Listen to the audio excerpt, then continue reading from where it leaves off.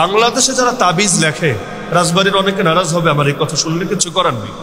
বাংলাদেশে যারা তাবিজ লেখে এদের বড় একটা অংশই ভালো আলেম না। রাইট। আমি এই পয়েন্টটা শুধু ধরিয়ে দিচ্ছি, বাংলাদেশের অধিকাংশ তাবিজের মধ্যে শিরিক আছে। আসসালামু আলাইকুম প্রিয় দর্শক, আপনাদের কি এই বাহাসটার কথা কি স্মরণে আছে? একটু দেখুন তো ভালোভাবে। মুফতি রেজাউল করিম আবরারের সাথে কিন্তু বহু আগে একটা বাহাস হয়েছিল। এই কিন্তু সেই বাহাস, যে বাহাসে মুফতি রেজাউল করিম আবরার তাবিজকে কিন্তু জায়েজ প্রমাণ করতে চেয়েছিল এবং মীর মুআজ্জিম হাসান সাইফি তিনি কিন্তু প্রমাণ করেছিল এটা সুস্পষ্টভাবে শিরিক।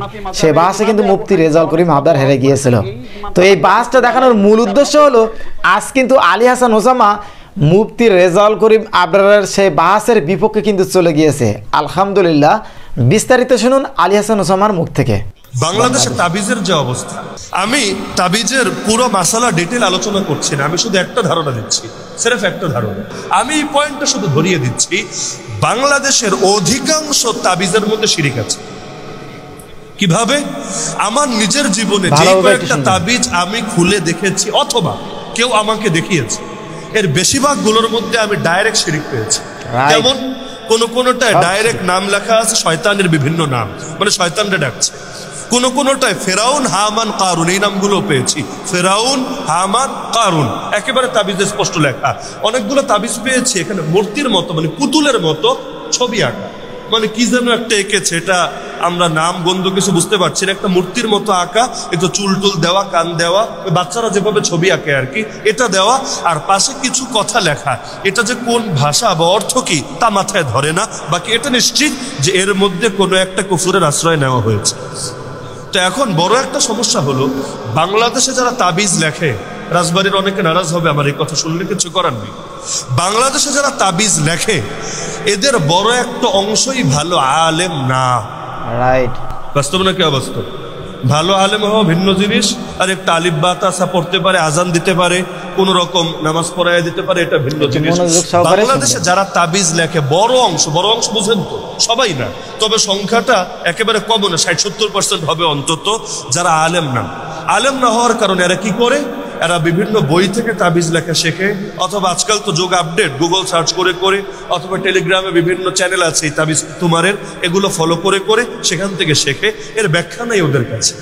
আমি 1-2 জনকে জিজ্ঞাসাও করেছি, এই যে লিখলেন এর মানেটা কি, আপনি কি বুঝালেন? মূলত এর মধ্যে তো শিরিক দেখতে পাচ্ছি, কি বুঝালেন? বললো কি বুঝিয়েছি তা তো আমি বুঝি না, আমি তো অমুক জায়গায় পেয়েছি, আমি ব্যাস কপি পেস্ট করে জীবন চালায়া দিচ্ছি। যে আমি পেয়েছি জাফরান কালি দিয়ে পূর্ণিমার রাত্রিতে, রাত্রি গভীর রাত্রিতে অমুক নদীর পানি এনে তারপর এর সাথে মিশিয়ে এটা করতে হবে, বাস করেছি, আমার কাছে কোনো ব্যাখ্যা নাই। তো যার কাছে ব্যাখ্যা নেই তারা ধরবেন কিভাবে? ও তো কপি পেস্ট করে চলছে। তো এরকম যদি তাবিজ লেখনেওয়ালাদের অবস্থা হয়, তাহলে তার কাছে যাওয়াটাই তো ঈমান হুমকির মুখে ফেলার আলামত হবে। ঠিক। সমাধান মৌলিকভাবে তাবিজ না। সমাধান মৌলিকভাবে তাবিজ না, কারণ এই সমস্যাগুলো নবীর জামানায় ছিল নাকি ছিল না? ওই জামানায় হিংসা করতো কিনা, জাদু করতো কিনা, ওই জামানায় জিন এসে অনেকটা ধরতো কিনা? তাহলে ওই জামানায় সমাধান হতো কিভাবে? ইসলামের মূল সমাধান হলো রুকিয়া, বাংলায় বলে ঝাড়ফুঁক।